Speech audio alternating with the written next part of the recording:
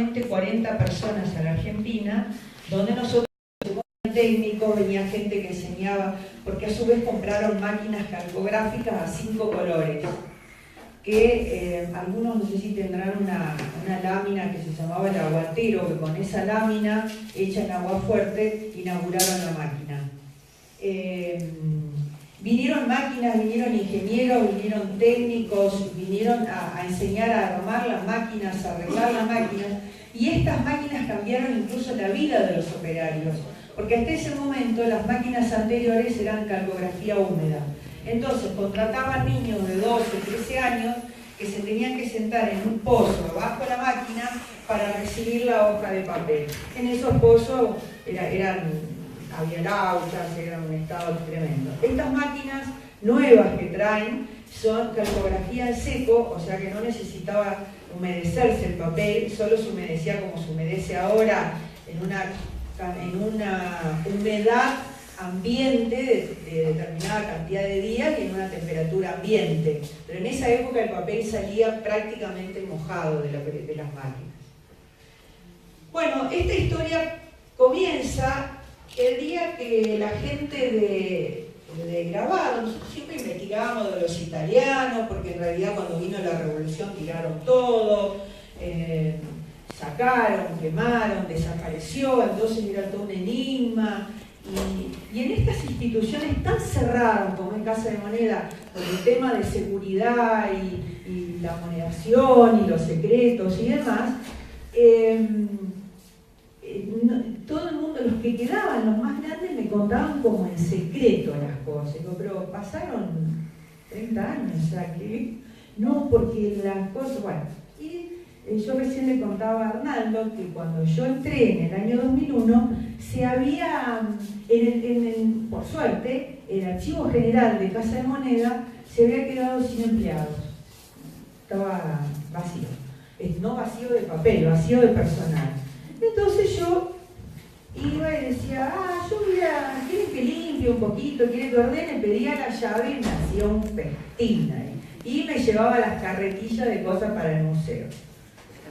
Bueno, encontré lo que pude rehacer la vida de Bariardi, de Garrasi, separar quién era diseñador, quién era grabador. Bueno, fui haciendo algunos trabajos. Y un día, desde el sector de grabado de la casa, se vienen con una carretilla. Las carretillas les llamamos, son unas bases de madera con ruedas grandes, donde transportan el papel moneda, con 8 libros enormes, en pergamino, y nos dicen, nosotros tenemos estos 8 libros acá grabados hace una vida, no sabemos qué son, y están en un rincón, los usamos para apoyar cosas arriba, pero tenemos miedo que se estropeen, así que se los traen. Hacía 40 años que estaba en el rincón apoyando cosas. Bueno, ese mismo día, porque a veces las casualidades, estaba el licenciado Carlos Balmaceda, que es un argentino que vive en España, un estudioso del papel, hace 30 años, 40 vive en Italia, pertenece a la Asociación Española y Europea de Estudiosos del Papel, estudiosos de la filigrana, bueno, es una eminencia. Y él cuando vio estos libros, claro, empezamos a mirarnos y dijimos, ¿y esto qué es?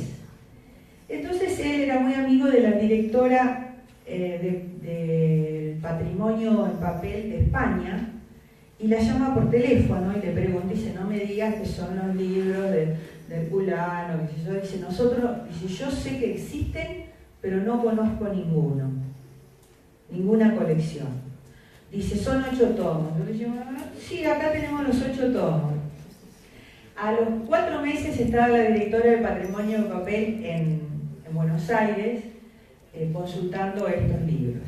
Bueno, con Balmaceda hicimos una exposición, él hizo un encuentro de estudiosos del papel, de la filigrana y demás. Entonces, en adhesión a ese evento hicimos una exposición de esta colección, y ahí fue cuando también viajó esta mujer. Hay 5 colecciones en el mundo, una está en Tokio, la otra está en la Universidad Carlos III, la otra está en el Museo de Nápoles, la otra no sabemos, y la otra está en el Museo de Casa de Moneda en Buenos Aires. Nosotros le hicimos un mueble especial, le hicimos un mueble de pintura al horno, hecha al horno para que no emita gases. Y cada libro tiene un estante que la parte inferior está perforada al metal para que circule el aire y lo mantenga bien y demás. Bueno, la historia de estos libros comienza en el año 79, está la erupción del volcán del Vesubio, y queda Herculano, Stavia y Pompeya sepultadas por la lava. Previo a un terremoto que había habido en el año 62, o sea que lo que cuando nosotros visitamos Pompeya y demás, lo que encontramos son las ruinas todavía no restauradas de ese gran terremoto que hubo. Por eso también se había ido mucha gente de la sociedad romana, se había ido de Pompeya porque había quedado sus casas en mal estado, y había viviendo mucha gente de la milicia. Bueno, todo esto queda sepultado por la lava. Pompeya tiene mucha menos cantidad de lava, Herculano tiene muchísima lava encima. Pero un señor campesino haciendo un pozo en busca de agua, encuentra un pozo, hace un pozo y en lugar de sacar agua saca una escultura. Y hace un poquito más grande el pozo y empieza a sacar cosas de mármol y demás. Entonces le avisa al príncipe austríaco que estaba en ese momento, y él sacó varias cosas y se las regaló a los amigos como una anécdota, y ahí quedó abandonado el famoso pozo de Nocerino. Esto queda abandonado hasta que llega Carlos de Borbón. Cuando llega Carlos de Borbón, el futuro Carlos III de España, en ese momento los españoles toman el reino de Nápoles y las dos Sicilias, y el rey manda a su hijo con su esposa María de Sajonia.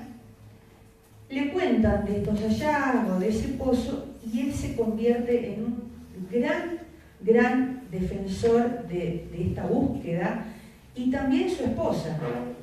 Cuando la esposa acompaña es mucho más, porque las mujeres somos muy insistentes. Entonces los éxitos son aparentemente mejores. Ella, María, se puso al frente de este trabajo junto con el marido. Entonces uno piensa, ¿qué pasa con Carlos III? Yo le llamo directamente Carlos III, así entendemos bien. Tanto entusiasmo y demás, además por la historia. Él, muy hábil con su política cultural, se da cuenta que esto es un hallazgo único. La excavación, primero se excavó Herculano, que era la excavación más difícil porque había muchísima lava. Él se da cuenta que esto es un hallazgo único, y hasta ese momento todo el material arqueológico era recolección en superficie. Esta fue la primera excavación arqueológica de la historia. Pero además, leyendo, leo que Carlos III, en su juventud, mientras estaba en España, le pidió al padre que le trajera maestros grabadores que le enseñaran a trabajar en talla dulce. Era un grabador, era grabador Carlos III. Fue un gran defensor de los artistas grabadores, y cuando llega a ser rey de España, decreta que todos los grabadores y la gente que trabajara en las imprentas eran tan importantes para el reino que ninguno iba a la guerra, porque él los necesitaba para otras cosas. Un poco Bueno, Carlos VII, mientras estaba en España, enseguida empieza a restaurar palacios, empieza a restaurar, a recolectar material arqueológico que había en superficie, y decide que su palacio, que lo había restaurado, el Palacio de Portici, en lugar de ser su palacio personal, lo deja para que sea el museo, el lugar donde se guarden todas las cosas. Bueno, acá está lo que les decía del pozo llamado Nocerino, donde se empieza a trabajar. Entonces cuando empiezan a trabajar, él llama a un amigo Alcubierre, el general Alcubierre, que era un ingeniero militar de España, al cual él le tenía muchísima confianza. Este hombre tenía que llevar a cabo algo que no se había hecho nunca en la historia, que era una excavación arqueológica. Bueno, se imaginan todo lo que generó esto. Había un famoso historiador de arte alemán, Wilkemann, que terminó muerto a puñaladas en una fonda en Roma y demás. Esas son las anécdotas al margen. Este Wilkemann lo volvió loco al Alcubierre porque quería ser él el que estuviera ahí. Entonces hizo amistad con Paderni, que era el director del museo, y al pobre Alcubierre le hicieron la vida imposible en sus excavaciones. Tal así que Paderni, cuando llegaban las pinturas que rescataba con un tremendo trabajo Alcubierre de las ruinas, él seleccionaba las que le gustaban y las que no le gustaban las rompía.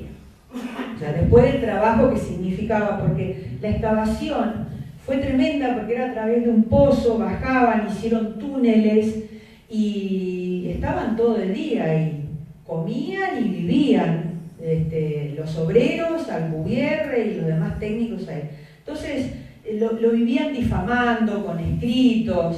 En una oportunidad él sacó unas letras que estaban en el frente de una casa.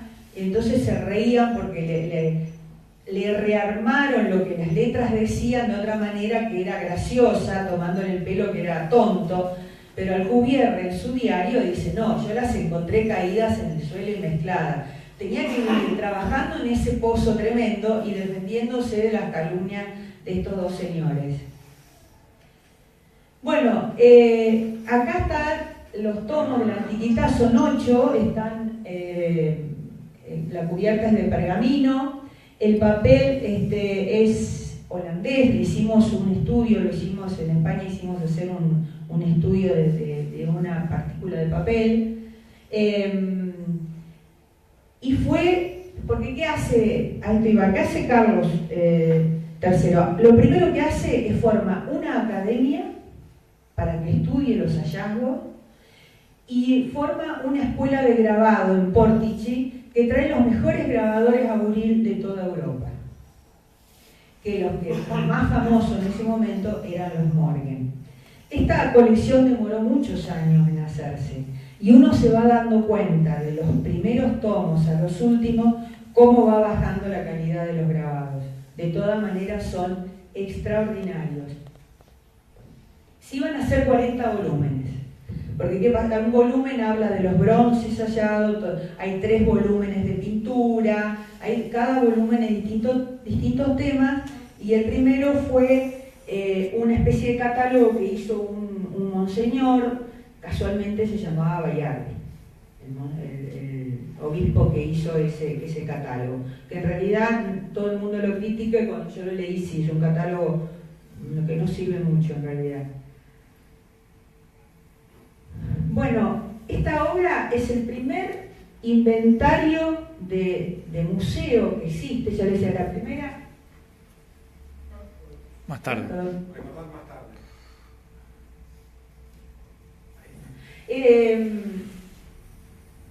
Lo que yo decía fue la primera excavación arqueológica, pero Carlos III no quería tener ningún problema de que él se llevara nada. Inclusive entre las excavaciones encontraron un hermoso anillo que se lo llevaron de regalo y él dijo no quiero problemas con la falta de material, o sea, por eso hizo forma la academia y la escuela de grabadores a los solos efectos de hacer este inventario, porque estos libros en realidad son un inventario. Estas son pinturas, aquellos son bronces, y por primera vez trabajan con lo que se llama en conservación el trateggio, o sea, marcar, me dieron el aparatito, vamos, acá, marcar la faltante del cuadro, o sea, el grabado está reproducido tal cual como lo encontraron con la faltante, ellos le llaman trateggio, se usa esa palabra todavía hoy en día en conservación. el rey logró hacer, porque después se fue a España como rey, logró hacer 500 colecciones. Solamente las regalaba él, personalmente, como una política de Estado, a otros reyes, a diplomáticos, a amistades. No vendió ninguna de las colecciones. Yo hace 2 años tuve la oportunidad de ir a España y fui por primera vez a Pompeya, puse todo el trabajo sin ir a Pompeya. Y me llamó, habíamos alquilado un auto, entonces entrábamos en los pueblitos, en todos lados, esos pueblos medievales divinos que tiene Italia, y en casi todos los anticuarios y demás había reproducciones de la antiquità en colores. Entonces yo no me privaba de hablar y preguntar, y eso qué era, y cómo es. O sea, y cuando llegamos a Sorrento, habíamos alquilado un departamento, y el departamento estaba todo decorado con cuadros de los grabados estos. Entonces digo, esto es vigente en toda Italia, sin saber muy bien de qué se trata. Bueno, porque a raíz de que no lo vendían, empezaron los espías. Mandó a Alemania, mandó a Inglaterra a ver qué era eso, qué había aparecido, queremos ver los libros, y mandaron copiadores. Entonces hacían, hay unas versiones chiquitas de estos libros, y muchas desaparecieron porque arrancaban los grabados y los vendían así de a uno. Y hay muchísimas reproducciones de época que hacían los famosos espías, y muchos mandados por este famoso profesor Wickelmann, que estaba desesperado, el que decía que él era importante, que tenía que entrar a las ruinas, y el ingeniero Alcubierre decía, el rey no se lo permite, era alemán, nunca le iba a permitir que entrara a ver de qué se trataba. Acá está el grabado, cada libro tiene este grabado de Carlos III, realizado por Morgan, que trabajaba como grabador. Morgan y el hijo, que eran los grabadores estrellas al principio. Si ustedes ven lo que se sigue usando, acá a la izquierda está el nombre de lo que ellos, del dibujante, del diseñador, del que levantaba el original, y acá a la derecha está el nombre del grabador. Eso se sigue haciendo en la actualidad. Y a veces le llaman, a los grabadores ustedes a veces van a ver, es escultor, le llaman escultor, no sé, porque en realidad en italiano debe ser un término parecido a grabador. Y también INC, que es incisor. Estos grabados están hechos en talla dulce. ¿Qué es talla dulce? Es la mezcla de 2 técnicas, de buril, pero primero de aguafuerte, o sea, los marcaban con aguafuerte, el dibujo, lo general, las líneas, con ácido. El aguafuerte se trabaja con ácido, se pone barniz, se levanta y se mete en el ácido. Con eso marcaban las líneas, y después venía el buril. Esa técnica se llama talla dulce, nosotros decimos calcografía, además, pero esto es realmente talla dulce.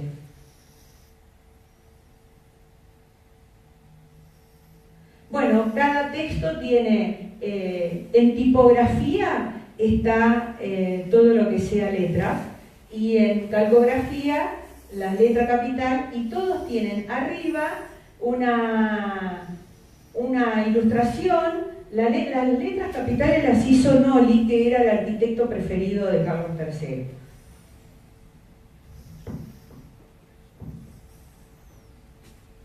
Bueno, son 600, la obra en total tiene 611 planchas a página entera.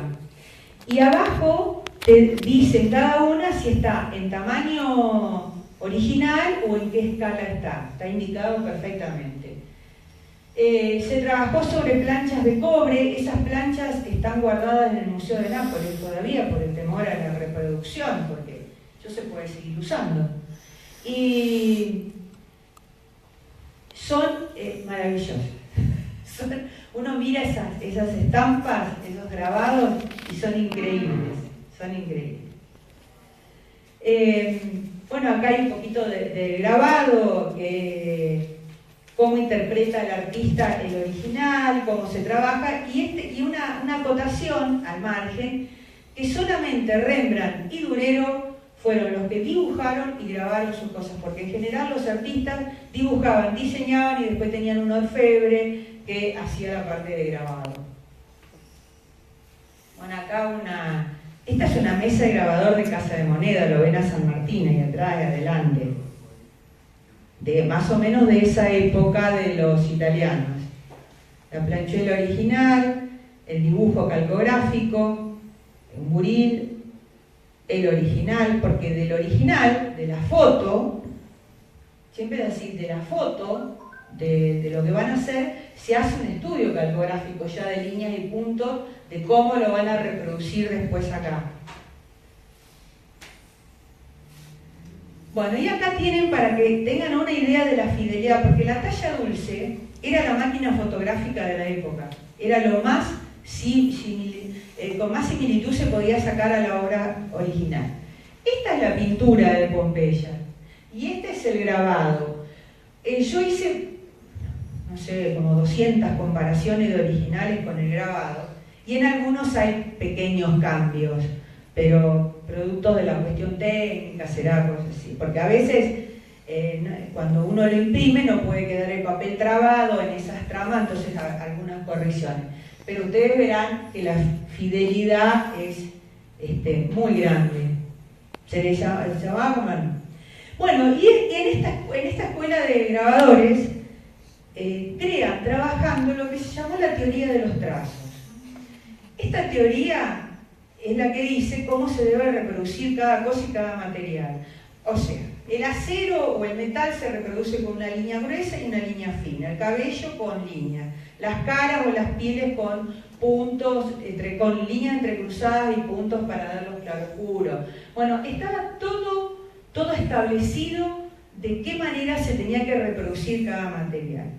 Lo curioso de esta teoría de los trazos, que los grabadores, por ejemplo, los que yo más trataba, que eran los de Casa de Moneda, y que todavía estaba Castillo, que fue un discípulo de Pietro Nicastro, usaban los mismos conceptos, pero nunca se escribió la teoría de los trazos.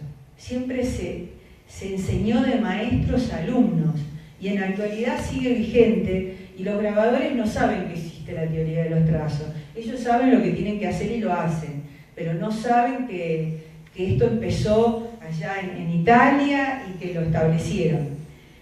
Esta escuela de grabadores produjo una tremenda rivalidad con los grabadores ingleses, y uno nota muchísimo porque la belleza, los paños, los claroscuros, las pieles que tienen estos grabados no tienen nada que ver con los grabados ingleses, que son muy duros, ojos muy saltones y demás. O sea que los problemas políticos iban por varios lados, hasta ahí competían. Bueno,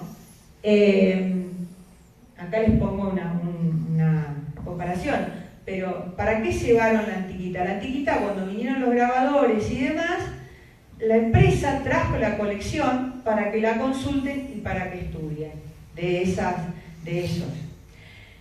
Y otra curiosidad y otra cosa que tiene la antiquitá, que gracias a esta colección se funda, se crea, aparece el neoclasicismo, aparece con estos libros. Al difundirse, empezó primero llamándose una moda a la herculano, en la ropa, en arquitectura, en las porcelanas. Estamos hablando que copian de la época de Pompeya y Herculano, copian lo que está en los libros. Aparecen estas guardas que parecen de las casas pompeyanas, estos techos. Aparece el neoclasicismo gracias a estos libros.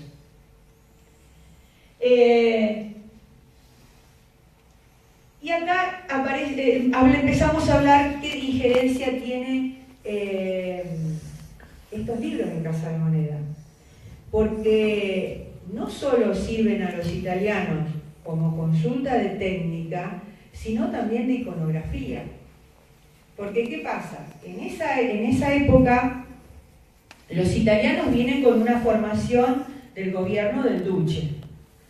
En Italia había una iconografía muy especial que lo usaba el fascismo, pero lo que es curioso, que también lo usaba Rusia y también lo usaba Estados Unidos.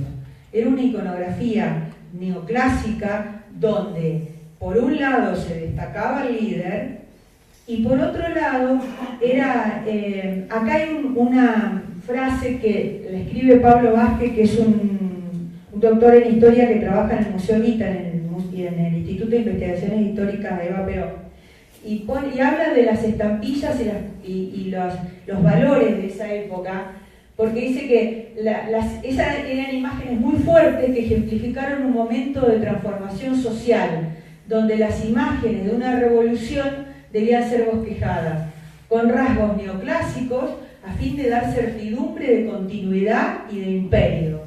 Abarcadas las políticas de Estado y corporizadas, acá en la Argentina, en la figura de Eva Perón, en un paralelo con la República, por ejemplo, de una nueva Argentina.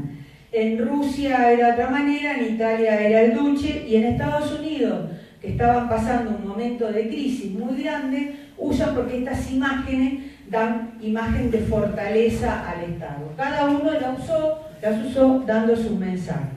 Acá tenemos un mural de la CGT, acá tenemos una imagen de Rusia, estas tres son de Estados Unidos. Algunos deben conocer los proyectos del año 39 de Sprenger, que nunca se hicieron en Casa de Moneda, donde también aparecen temas del trabajo y la agricultura y demás, pero los labradores son señores normales. En esta época, copiando al neoclasicismo, todos los personajes son héroes, son todos señores musculosos, de gimnasio, nadie pasaba hambre, y la mujer en un rol de madre, de familia, siempre está el trabajo y la familia. Acá tenemos esto que decíamos de la libertad, que la hizo uno de los italianos, y esta la famosa estampilla de Eva Perón, que copiaba estos perfiles casi romanos, dándole importancia y majestuosidad. Y este es el billete que fue de aquella época, que ahora lo conocemos como el billete de Evita, pero que en realidad venía de aquella época, y en el reverso hablaban todos temas neoclásicos. Es curioso porque vivíamos en un nacionalismo, pero usaban, por ejemplo, la diosa Teleus, sacada del monumento de la Lapazzi, eran todos temas neoclásicos que en realidad la gente, el pueblo, no sabía muy bien de qué se trataba. Ellos fundamentaban esto en sus escritos, que la diosa Teleus es una diosa amamantando, como está en el reverso del billete, era la representación de la Pachamama argentina. Un poco rebuscada, pero ellos decían eso. Tenemos esta famosa estampilla, miren la cara de Perón, tomada de abajo. Esta estampilla no salió en aquella época, salió en los años 70 y algo, pero no sé, en grabado no salió. Y bueno, esas poses desde abajo que los hace tan importantes, tan emperadores, ¿no? Bueno, acá empieza las series de los proyectos que no fueron emitidos. Fíjense las guardas de los billetes, que son todos sacados de la antiquidad. Esto que está acá arriba, yo los traje por curiosidad, son negativos en vidrio de la época.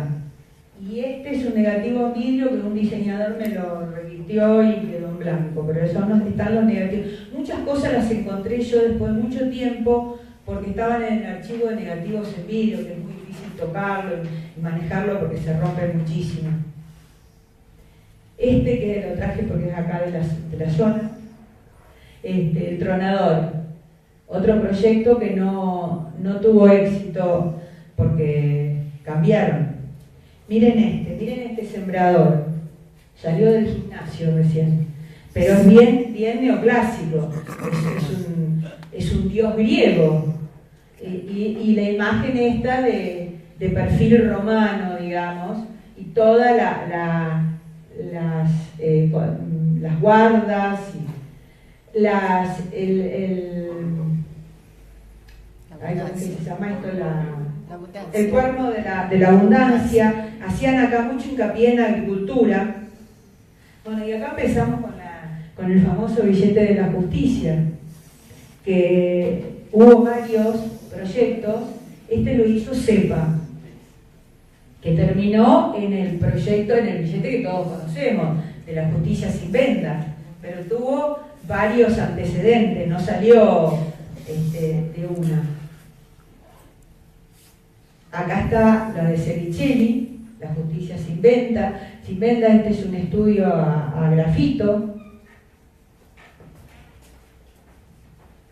Acá está otro proyecto hecho por CEPA también, que el reverso es casi igual, ya tenía el texto por una nación libre, soberana y demás.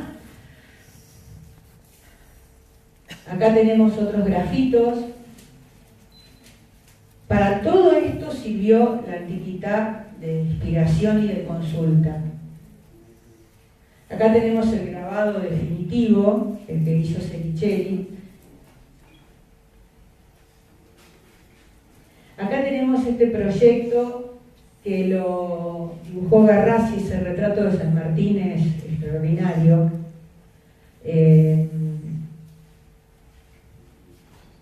Es la época donde sale también la moneda. Miren que hay diferencia entre los dos proyectos. Este es una estampa ya. Acá hay una ampliación pero los pasos de luz y sombra, las arrugas,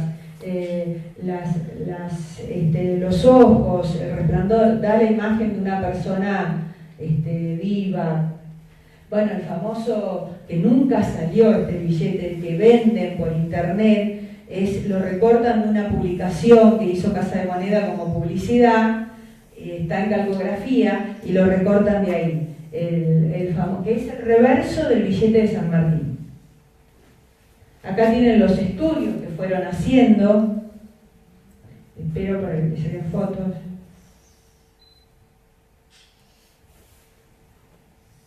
Miren este proyecto. Totalmente neoclásico, totalmente neoclásico. Acá hay una imagen de palas. Acá está el negativo vidrio. Los sellos postales también, ellos trabajaron muchísimo y aparece todo el neoclasicismo. Todos estos eran diseños acá tienen lo que yo les decía, los italianos nunca se olvidaron. Garrasi, delineador, en lugar de diseñador, como hablaban en Italia. Y acá Baiardi, escultor. Seguían hablando. Hay muchísimos términos que cuando yo entré a Casa de Moneda, yo estudié arte y mi especialidad es en grabado y artes impresas. Y entonces cuando llegué había cosas que desconocía, porque para mí toda la vida las copias se sacan en el tórculo. Entonces me decían el torchio, bueno, un montón de palabras que quedaron y que los nuevos no saben que no se dice así, que eso es en italiano. Quedó el lenguaje que dejaron los italianos. Grandes personajes los italianos. Les voy a contar dos anécdotas. Baiardi, que todavía no se lo ha podido superar en la calidad de grabado. Si ustedes tienen la oportunidad de ver un grabado de él con lupa, no se puede creer que haya grabado con un buril que se puede escapar y demás, esas líneas paralelas, finitas, impecables una al lado de la otra. Es increíble. Slania, que es un grabador polaco, se acercó. Murió hace poco Slania, hace unos años. Pero imposible superarlo a Baiardi. Por supuesto, Baiardi era una estrella casi del cine italiano. Él llegaba a trabajar en motoneta con una capa al viento y su cabello largo, peinado, que se cortaban acá, pero el cabello largo, como venía en motoneta, venía despeinada, y era muy lindo, o sea que todas las chicas suspiraban cuando lo veían llegar, tipo Superman, con su capa volando. Bueno, él era la estrella. Y siempre se manejó como estrella. Era el maestro de todos. Él tuvo un gran discípulo, porque él eligió un grupo de argentinos para enseñarle, pero el preferido o el que mejor trabajaba era Carlos Sánchez, que hizo el reverso de uno de los billetes de aquella época, y que en Casa de Moneda lo despidieron porque llegaba todos los días 10 minutos tarde, porque venía de 50 kilómetros, venía de Capilla del Señor, él vivía allá. Como venía en tren, dependía del único tren que debía ser a esa hora, y en lugar de renegociar el horario de llegada, lo echaron. Era magnífico, para que Bayardi diga que era excelente. Bueno, a Bayardi, la Fundación Eva Perón, ellos trabajaban mucho con la Fundación Eva Perón, le encarga un monumento a un grupo de gente que se cayó con un avión, un grupo de gente de la Fundación, y tiene un monumento frente al Club de Pescadores en Aeroparque. Entonces, en la terraza de Casa de Moneda, él tenía su taller de escultura. Y tenía una de las empleadas, era su modelo. Bueno, eso era la comidilla de la época. Nunca trascendió el nombre de la empleada que hacía de modelo, pero claro, posaba desnuda. Entonces, era todo un escándalo. Y habría habido envidia también, porque como era el galán de la casa. Bueno, Garrassi, por otro lado, era el único que aportaba dinero a la Fundación Eva Perón. Pero era una persona muy seria, muy callada, muy introvertida. Hizo unos diseños extraordinarios, él trabajaba en iluminación de miniaturas en Italia, y cuando vino a la Argentina trajo una colección de diccionarios, de una enciclopedia de 40 tomos ilustrada por él, que quedó ahí en el museo. Garrassi, a Bayardi a los 3 años lo mandan a llamar de Italia, que lo necesitaban, y que lo querían allá, así que se vuelve. Garrassi se enferma y se muere se muere en Italia, pero se va de Argentina para hacerse ver con los médicos italianos y muere al mes.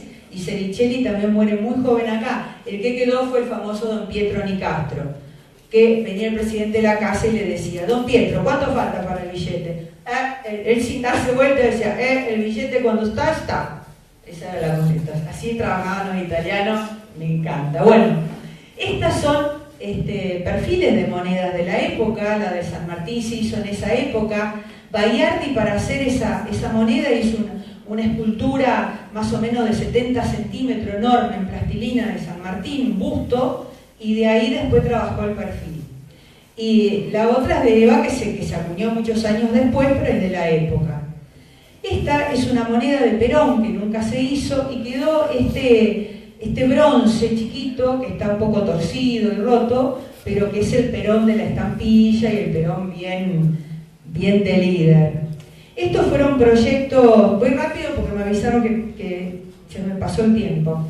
Estos son proyectos de estampillas que tampoco se hicieron, absolutamente de diseños neoclásicos. La industria, acá está, bueno, estos eran proyectos de medallas. Esta la hizo Serichelli, miren lo que es ese sembrador. Hay 2 versiones. Bueno,